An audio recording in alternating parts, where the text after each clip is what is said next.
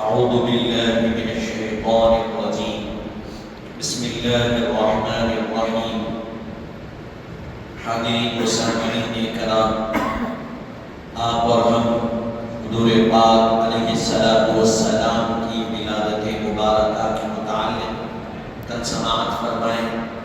اب یہاں سے حضور پاک علیہ السلام کا طیب و طاہر پیدا ہونا یہاں سے بتلایا جا رہا۔ حضور نبی مطہر صلی اللہ علیہ وسلم تمام کائنات کو کفر اور شرک کی نجاست سے پاک کرنے کے لیے آئے ہیں، اور گمراہی، بے دینی کی نحوست کے اندھیروں سے بچا کر ایمان اور اسلام کے انوار سے منور کرنے کے لیے تشریف لائے۔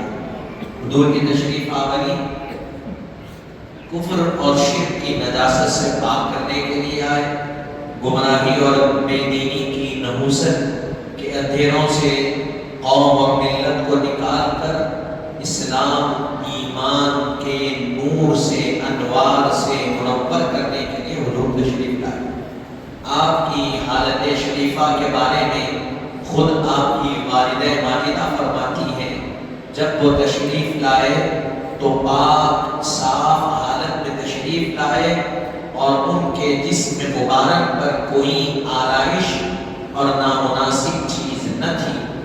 خود آپ کی والدہ ماجدہ، جس کو قاضی عیاض رحمۃ اللہ علیہ نے الشفا بتعریف حقوق المصطفیٰ میں لکھا ہے، قصائص کبریٰ میں لکھا گیا ہے، مواہب لدنیہ میں اس کو لکھا گیا ہے۔ آپ کی والدہ ماجدہ ارشاد فرماتی ہے، حضور جب تشریف لائے تو پاک اور صاف حالت میں تشریف لائے، اور آپ کے جسم مبارک پر کوئی آلائش تھی نہ کوئی نامناسب چیز تھی۔ ان تمام چیزوں سے اللہ نے پاک اور صاف کر کے پیدا کیا، جس میں اقدس سے خوشبو کا مہکنا۔ اب یہاں سے کہا جا رہا ہے، آپ صلی اللہ علیہ وسلم کے جسم اقدس سے خوشبو مہک رہی تھی آپ کی ولادت میں۔ آپ سرما لگائے ہوئے اور مختون پیدا ہوئے، سرما لگائے ہوئے اور مختون دنیا میں تشریف لائے۔ دنیا میں بچے آنے کے بعد سرما لگایا جاتا، پھر اس کے چند دنوں کے بعد ختنہ کرائی جاتی، یہ سب چیزیں پہلے سے ہو چکی، اللہ نے تمام سے پاک کر کے پیدا کیا۔ پھر آگے کہا گیا، آپ صلی اللہ علیہ وسلم ختنہ کیے ہوئے اور نام بریدہ تشریف لائے۔ اب یہاں سے بتایا جا رہا ہے، حضور نبی کریم صلی اللہ علیہ وسلم کی پیدائش عام بچوں سے جدا لانا۔ دنیا میں بچے پیدا ہوتے ہیں تو روتے ہوئے پیدا ہوتے ہیں، لیکن حضور اکرم صلی اللہ علیہ وسلم سجدہ کرتے ہوئے، کلمہ طیبہ پڑھتے ہوئے پیدا ہوئے، اور ساری کائنات کو مسرت اور شادمانی سے نوازتے ہوئے تشریف لائے۔ آپ کا سجدہ کرنا کیا تھا کہ اللہ تعالیٰ نے ساری زمین کو سجدہ گاہ بنا دیا۔ آپ سجدے میں پیدا ہوئے تو آپ کے سجدے کی نسبت وجہ سے اللہ نے پوری زمین کو سجدہ گاہ بنا دیا، سجدہ کرنے کی جگہ بنا دیا۔ گزشتہ قوموں کے لیے یہ حکم تھا کہ اگر عبادت کرنا ہے تو مخصوص مقام پر ہی عبادت کر سکتے ہیں۔ گزشتہ قوموں کے لیے حکم تھا کہ عبادت کرنے کے لیے ایک مخصوص مقام متعین تھا، اسی مقام پہ آنا اور عبادت کرنا۔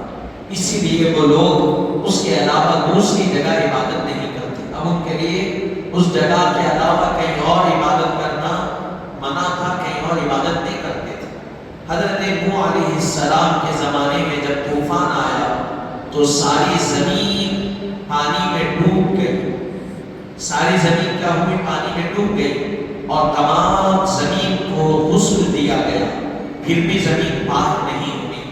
لیکن حضرت نبی کریم صلی اللہ علیہ وسلم کا اس دنیا میں قدم مبارک رکھنا کیا تھا؟ ساری زمین صرف پاک ہی نہیں ہوئی بلکہ پاک کرنے والی بن گئی۔ گزشتہ قوموں کے لیے تیمم نہیں تھا، لیکن حضرت صلی اللہ علیہ وسلم کے قدمین اطہر کی برکت سے زمین ایسی پاک ہو گئی کہ آپ کی امت کو اگر کسی وقت پانی میسر نہ آئے تو وہ مٹی سے تیمم بھی کر سکتا ہے۔ یہ کیا ہے؟ حضور کے قدموں کی برکت۔ اب آسمان پر شہباز ثاقب کا پہرا، شہباز ثاقب اب بتلا رہے ہیں حضرت نبی کریم صلی اللہ علیہ وسلم کی ولادت باسعادت سے پہلے تک شیاطین آسمان پر چڑھتے تھے۔ شیاطین حضور کی ولادت سے پہلے تک آسمان پر، ابلیس حضرت ابراہیم علیہ السلام، حضرت آدم علیہ السلام کو سجدہ نہیں کیا تو اس کو دنیا میں پھینک دیا، لیکن آپ کو جس درخت کے کھانے سے منع کیا گیا اس کی طرف راغب کرنے والا کون تھا؟ ابلیس ہی تھا۔ تو کیسے گیا؟ آسمان پہ چڑھ، زمین پہ پھینک دیا گیا تھا، لیکن اللہ نے وہ طاقت رکھی تھی، وہ آسمان پہ چڑھ کے گیا۔ تو حضور نبی کریم صلی اللہ علیہ وسلم کی ولادت باسعادت سے پہلے تک آسمان پہ شیاطین آسمانوں پر چڑھتے تھے اور عالم بالا کی باتیں سن لیتے تھے۔ عالم بالا میں جو باتیں ہوتی ہیں اس کو سن لیتے تھے اور ان میں کمی بیشی کر کر زمین پر کاہنوں کو پہنچا دیتے تھے۔ یہ کیا کرتے تھے؟ شیاطین آسمان پر جاتے، عالم بالا کی باتیں سنتے اور پھر آ کر جو کاہن ہوتے، جادوگر جو ہوتے، ان تک وہ باتوں کو پہنچا دیتے اور کاہن اس میں مزید جھوٹ شامل کر کے لوگوں کو بتایا کرتے۔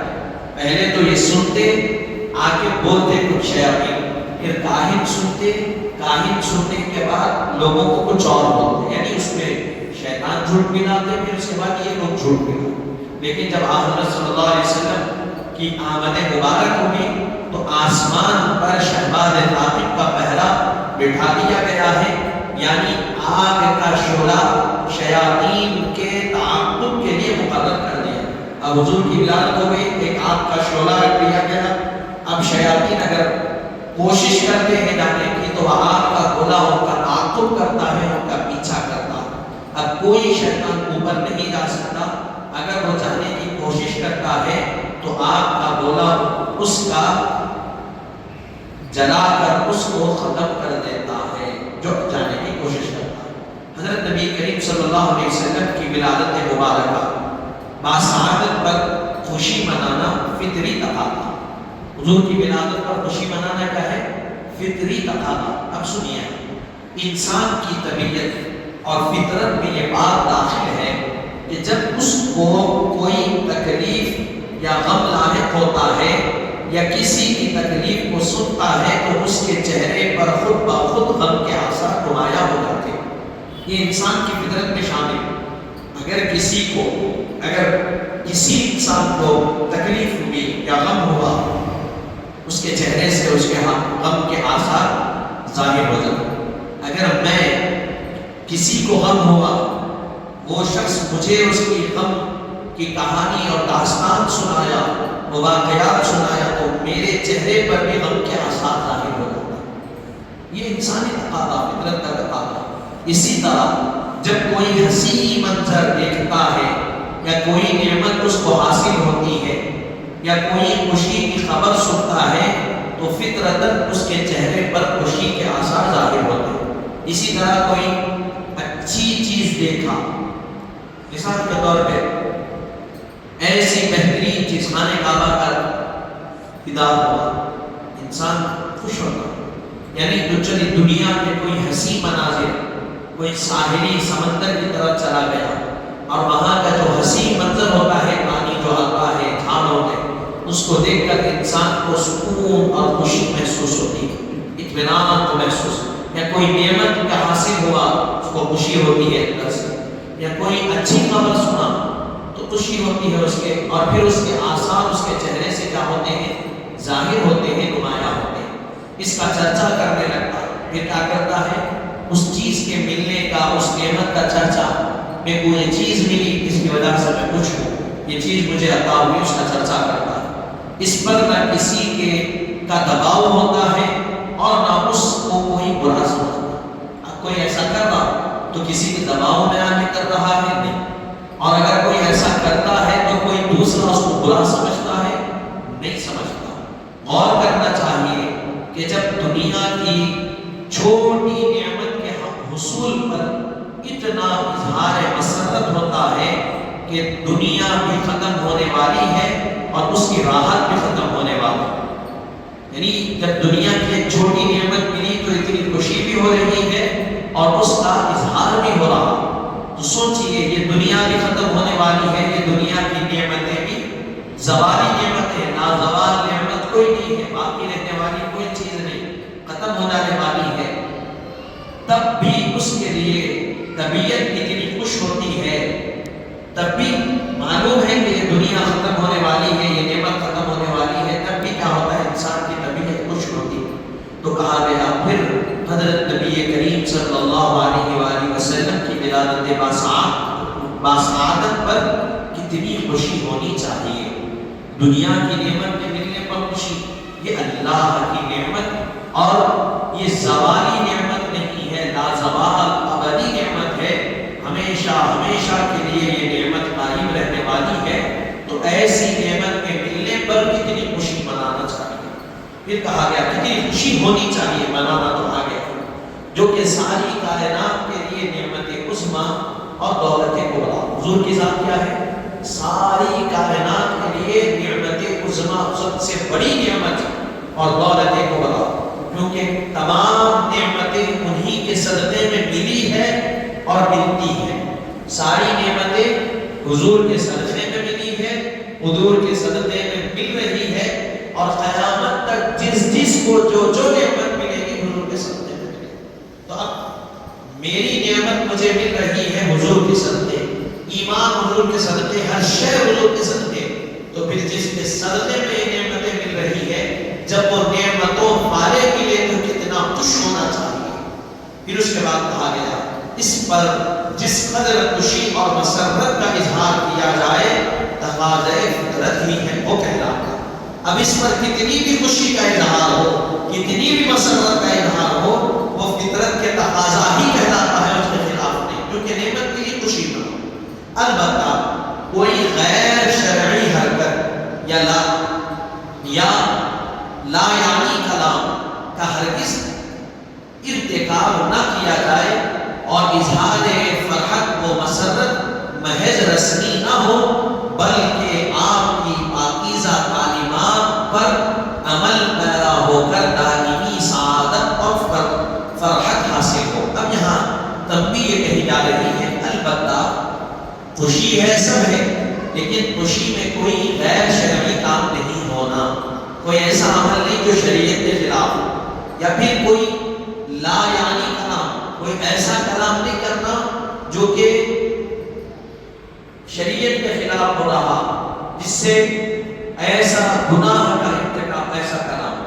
پھر کہا گیا اگر ایسا نہیں, اور پھر اس کے ساتھ اظہار فرحت و مسرت محض رسمی نہیں, سجا لینا, نکل کے جلوس نکال لینا, آپ کے نام پر کوئی کام, یہ رسمی کام نہیں ہونا, عملی کام بھی ہونا. کوئی کام رسمی ہو رہا, ایک دن رسمی عمل ہو رہا, باقی کے 11 مہینے وہ پوری بیگانہ انداز میں زندگی چلی نہیں. حضور کی محبت کا اظہار ہو رہا ہے تو پورے 12 مہینے سال کے 365 دن پھر اسی پر عمل بھی کرنا پڑے گا. یعنی حضور کی محبت کا اعلان بھی کر رہے ہیں, نمازوں کو بھی ترک کر رہے ہیں, یہ محبت رسمی ہے. حضور کی محبت کا دعویٰ بھی ہے, قرآن سے دور ہے تو یہ رسمی محبت. حضور کی محبت کا دعویٰ بھی ہے, حضور کی سنتوں سے دور ہے تو یہ رسمی محبت. حقیقی محبت ہونا, رسمی محبت نہیں ہونا. رسمی محبت فائدہ دینے والی نہیں ہے, حقیقت میں جو محبت ہے وہ فائدہ دینے والی. اور حقیقی محبت کیا ہے, حضور پاک سے محبت بھی ہو, ادھر نمازوں کی پابندی بھی ہو, حضور سے محبت بھی ہو, قرآن سے لگاؤ بھی ہو, حضور سے محبت بھی ہو, پھر اس کے ساتھ ہی ساتھ اچھے اخلاق بھی ہو, حضور کی سنتوں پر عمل بھی ہو. تو یہ حقیقی محبت, رسمی محبت. البتہ جو کوئی, اب یہاں یہی کہا جا رہا, آپ کی پاکیزہ تعلیمات پر عمل پیرا ہوتا ہے, اللہ تعالیٰ اس کو دائمی سعادتیں اور فرحت اور مسرت اس کو عطا کرتا ہے. دائمی سعادتیں, ہمیشہ ہمیشہ کے لیے اللہ اس کو سعادتیں اس